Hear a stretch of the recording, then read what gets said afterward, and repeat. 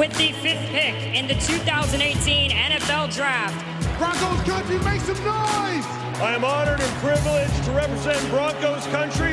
It gives me great pride and excitement to announce that with the 113th pick, Woo! Yeah, Broncos! Woo! From Arlington to Casa Bonita, Broncos country stretching far and wide this weekend. ESPN senior writer Jeff Legwold joining us tonight. Welcome back inside Auto Nation All Access. Let's talk about the draft. Bradley Chubb fell to the Broncos at 5. It's a guy I know you like a lot. Broncos got a steal with this one. Well, that's a present for them to get the best defensive player in the draft with the 5th pick of the draft. It's not a scenario even the Broncos considered. I tossed it up to Elway at one point this weekend. Did you guys do any mock drafts when Bradley Chubb was available at the 5th pick? And he said they did none. So they were prepared enough to scuttle a trade with Buffalo, which was close. But once Chubb was on the board, that's a no-brainer. So what do they get in Bradley Chubb? We know they're happy to have him. You called it a present. What do they get in this guy? They get the most proficient pass rusher on the board. They get not only a guy who it's rare to see on a college pass rusher inside moves. It's rare to see counters when the lineman wins the initial battle. He has both of those things, so that puts him far ahead of his peers on the board. He's also what the scouts would call a high motor player. You have no questions about his desire and effort, and he's done nothing but fight double teams already in his career. So this is one of the safest picks in the draft, and he also plays one of the most important positions a defense can have. Chubb, the first of 10 picks throughout the last 3 days. Did the Broncos address all their needs in this draft? Well, Michael, I'm not sure you should address all your needs in the draft. You should take the 10 best players who presented themselves to you. I think they did that, at least on their board.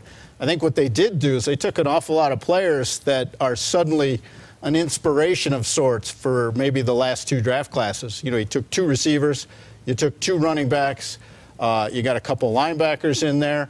There's Chubb. You got people now, these guys are coming in to compete, and they're all high-effort players with extensive college resumes. I mean, Josie Jewell is a linebacker who was a 3-time captain. I believe he is the only 3-time captain in Iowa football history. So you've got guys who are composed, mature, and their resumes are well-stocked with production.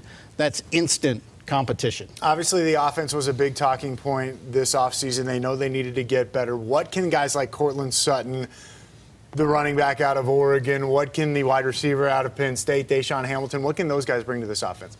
Well, I think Hamilton will compete immediately because of his route running. Again, they took players who are proficient at things that most young players are not. I mean, most wide receivers that come through in the draft, they're far more athletic than a player at that point. Hamilton was the best route runner on the board, and he was the best receiver at the Senior Bowl because of it. And what it does is his time speed may not be what the other receivers are, but he gets open because his routes are right on the money. That will make him compete immediately. Royce Freeman will compete for the #1 back job immediately. Chubb's going to play. I mean, these guys are getting on the field if they simply do what they did last season in college, and I have no reason to believe they're not, because they picked a very specific kind of player this year. They picked mature leaders who had produced, and those guys transitioned to the league quickly. Speaking of offense, John Elway had a very interesting comment on the quarterbacks yesterday, saying Case Keenum's the guy, but for the backup spot, Paxton Lynch is going to compete with Chad Kelly for that backup spot. Were you surprised to hear that? Maybe not surprised, but that is the first time he's put Chad Kelly and Paxton Lynch on the same level publicly. I mean, he said it right there. It wasn't Paxton's the #2. It wasn't, we're going to see what we have in the first-round pick. He did say they believe Paxton Lynch is still a quality prospect, but he also said Chad Kelly and Paxton Lynch are on equal footing.